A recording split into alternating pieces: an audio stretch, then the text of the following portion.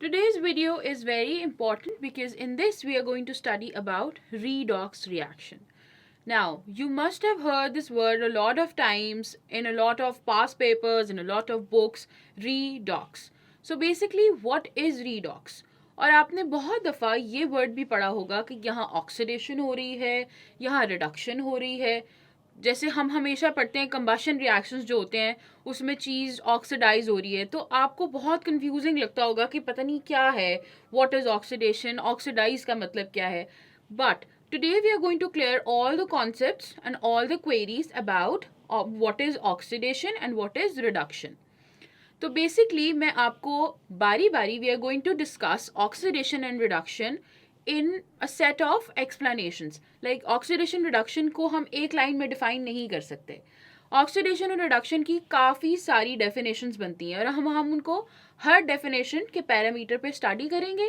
We are going to see with different examples that what is basically oxidation and what is reduction. For the intro, here is a chemical equation.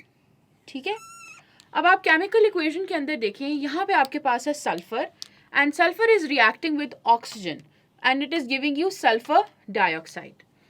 अब देखें, अब आपने ध्यान से, मैं आपको एक प्रो टिप दे रही हूँ कि ऑक्सीडेशन क्या होती है. देखें, ऑक्सीडेशन इसका मतलब है कि something is coming, something is related to oxygen. ठीक है, ऑक्सीजन की इन्वॉल्वमेंट इसके अंदर है. तो अब वो ऑक्सीजन की इन्वॉल्वमेंट किस तरह है, मैं उसको ये कहती हूँ that gain of oxygen is known as oxidation. Gain of oxygen is known as oxidation. Now how can we prove this? We have sulfur here and we have oxygen here.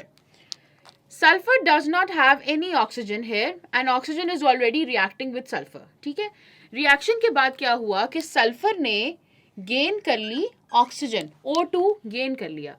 तो मैं कह सकती हूँ कि ये ऑक्सीडेशन हुई है. यहाँ पे क्यों ऑक्सीडेशन हुई है? क्योंकि यहाँ पे गेन ऑफ ऑक्सीजन हुआ है. ठीक है, गेन ऑफ ऑक्सीजन को हमने ऑक्सीडेशन कह दिया. इसी तरह कोई भी चीज़ अगर ऑक्सीजन लूज करती है, ठीक है, देखें एक केमिकल रिएक्शन के अंदर जो अभी हम दूसरी एग्जांपल में देखेंगे, जो चीज़ अपनी ऑक्सीजन को दे देती है वो खुद क्या हो जाती है, उसके पास लॉस ऑफ ऑक्सीजन हो रहा है. ठीक है, जैसे कि हम इसके अंदर देखते हैं, ये है कॉपर ऑक्साइड. ठीक है, कॉपर ऑक्साइड जब एल्यूमिनियम के साथ रिएक्ट कर रहा है तो ये इसको बना रहा है एल्यूमिनियम ऑक्साइड. इसने अपने ऑक्सीजन एल्यूमिनियम को दे दी है. ठीक है, और एल्यूमिनियम के पास यहाँ पे कोई ऑक्सीजन नहीं था, बट यहाँ पे एल्यूमिनियम के पास ऑक्सीजन आ गया. यहाँ पे कॉपर के पास ऑक्सीजन था, but in the latter in the product side it does not have any oxygen. So this means that copper has oxygen here and it is alone here without any oxygen. So can we say कि this is reduction? Yes, this is reduction. Why this is reduction? Because you see that copper here has oxygen, but in the product side it does not have any oxygen. So this means loss of oxygen is known as reduction. Gain of oxygen is known as oxidation. एक reaction जिसके अंदर दोनों चीज़ें हो रही हों, oxidation भी और रिडक्शन भी, उस तरह के रिएक्शन को हम कहते हैं रीडॉक्स रिएक्शन.